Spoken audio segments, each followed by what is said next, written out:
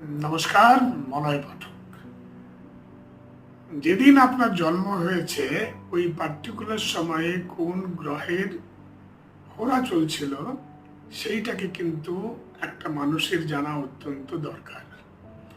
যেমন ধরুন কারো জন্ম হয়েছে চন্দ্রমার হোরাতে, তাহলে চন্দ্রমা কিন্তু এমন জাতকের সারা জীবনের জন্য কিন্তু একটা প্রাইম প্ল্যানেট হতে চলেছে।